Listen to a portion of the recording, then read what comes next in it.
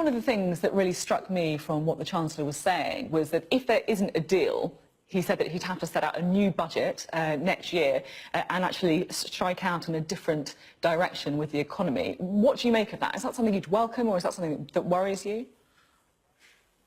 Well, I would have thought it would be better to take the opportunities ahead of us now rather than waiting. This doesn't sound like George Osborne's punishment budget. Do you remember that we were going to get a punishment budget immediately after the referendum if we had the audacity to vote to leave?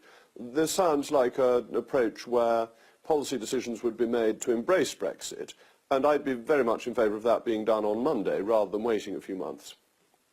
Does it concern you then, because from what Philip Hammond was saying there, he was talking about actually setting out some of the more specific details in the spending review next year. You'd like to see more happening right now. Are you worried that perhaps the budget might be a bit of a non-event? Well, with the lack of a majority, I think the budget will not be enormously radical. I think that's pretty widely accepted. I thought a lot of what the Chancellor was saying in your very interesting interview was important and would be beneficial for the economy. But I think we should be making announcements now about how we would deal with leaving on World Trade Organization terms. For instance, why don't we get rid of all tariffs on goods that we don't produce in this country on the 29th of March 2019 to show that we're open to the world, that we're going to be a global nation rather than a peripheral European nation. Do you think that the Chancellor could be a bit of an ally in this? Or do you think that he's someone who perhaps is not seizing the benefits of Brexit? Oh, look, the Treasury has been the bastion of Remonerism since the referendum, and indeed before.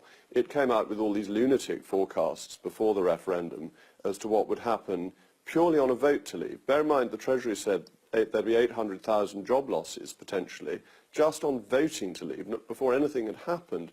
So the Treasury has rather embarrassed itself, has a lot of egg on its face from getting its Brexit-related forecasts so wrong so far. And I think there is an element within the Treasury that is still grumpy about Brexit, and that's a pity.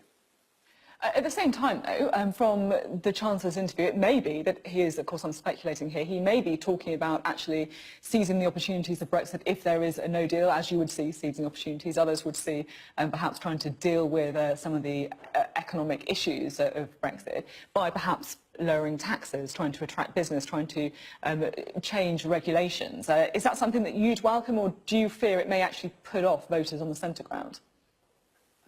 I think that approach is something the government should be doing anyway, that we want to be a competitive, low-tax economy open to the world. And it's really interesting that the Treasury did a dynamic assessment of the tax revenues that would come from cutting corporation tax and reduced corporation tax from 28% to 19%, and has seen the revenue increase by over 50%. So lower tax rates can lead to more tax revenue, helping both the economy and improving public services. Now, the Chancellor did talk about this some time ago when he said one of the options was for the UK to be more like Singapore. And although that's not a perfect comparison, because Singapore is a small city state, there are lessons we can learn from other countries about the economic approach we could take. Look what's happened in America with the significant tax cuts a year ago and an absolutely booming economy. If you cut taxation, you can have more money available for public services, a lower deficit, and better economic growth. So I think that's an opportunity that should be taken regardless of Brexit. At the same time, though, even if you accept your assertion that cutting taxes may benefit the economy in the long term, which of course lots of people would refute entirely, in the short term, that doesn't work. That means less money, doesn't it? That means ending austerity may become more difficult to do now. And after 10 years of austerity, many people are absolutely desperate, basically, for those, belt tightening to be loosened. No, dare I say there are two things that mustn't be confused here. One is the total tax take and the other is tax rates. You saw with corporation tax, which is a very close example in time, but you've seen it with other rates in the past, that a lower rate can lead to a higher tax take, providing more money for public services at the point at which you do it. If you look at the reverse, you will see that the very high rates of stamp duty have lowered the tax take. So tax take and tax rates do not go hand in hand, and that is not a long-term issue, it's an immediate issue. And I would be advocating looking at rates, doing dynamic assessments of the effects that changing rates will have, so that you get lower rates where they work and will produce more revenue, which I think would happen incidentally with stamp duty too. Now, of course, not long to wait until we know more about what's in the budget. We've heard some announcements around things like, high streets, around roads. What would you like to see in the budget tomorrow? Well, speculating on what will be in the budget 24 hours before it's out is a bit of a fool's errand.